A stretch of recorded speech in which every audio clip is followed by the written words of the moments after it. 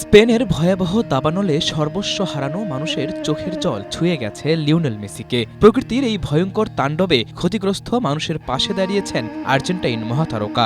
Football মাঠে কোটি মানুষের ভালোবাসা পাওয়া মেসি ৮০,০০০ ইউরো দান করে তৈরি করলেন মানবিকতার অনন্য দৃষ্টান্ত। বিশ্বকাপের মাঝে স্পেনের মাদ্রিদে ভয়াবহ আকার নেই এই দাবানল, কেড়ে নেয় কোটি মানুষের ঘরবাড়ি, পুড়িয়ে দেয় বিস্তীর্ণ বনভূমি। আগুনের গ্রাস থেকে বাঁচতে অনেককেই ছাড়তে হয়েছে নিজেদের প্রিয় ঠিকানা। তবে দাবানল কিছুটা নিয়ন্ত্রণে আসলেও ক্ষতিগ্রস্ত মানুষের জীবন তো আর এক মুহূর্তে স্বাভাবিক হওয়ার নয়। পুড়ে যাওয়া ঘর, ধ্বংস হয়ে যাওয়া প্রকৃতি আর হারিয়ে যাওয়া স্মৃতি সবকিছু নতুন করে গড়ে তুলতে প্রয়োজন দীর্ঘ সময়, অর্থ আর মানুষের পাশে দাঁড়ানোর মতো মানবিক হাত। মাদ্রিদের অসহায় মানুষগুলোর কঠিন এই সময়ে লিওনেল মেসি যেন এক টুকরো আশার আলো।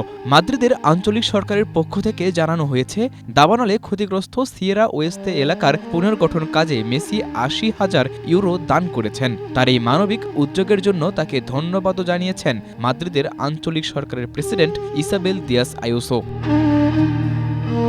মেসির এই অনুদান হয়তো আগুনে পুড়ে যাওয়া প্রতিটি ঘর ফিরিয়ে দিতে পারবে না, এক মুহূর্তে সব ক্ষতও মুছে দিতে পারবে না, কিন্তু বিপর্যয়ের এই সময়ে তার এই উপহার ক্ষতিগ্রস্ত মানুষগুলোর মনে নতুন করে আশার আলো জ্বালাতে পারে। কারণ কখনো কখনো অর্থের অঙ্কের চেয়েও বড় হয়ে ওঠে পাশে থাকার বার্তা। মেসির এই মানবিক উপহার যেন সেটিরই প্রতিচ্ছবি।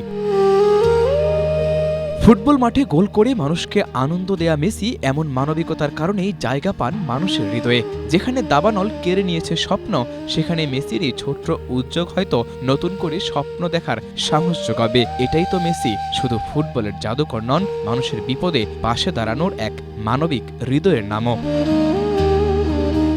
সাদাতুর রাফি, এশিয়া পোস্ট।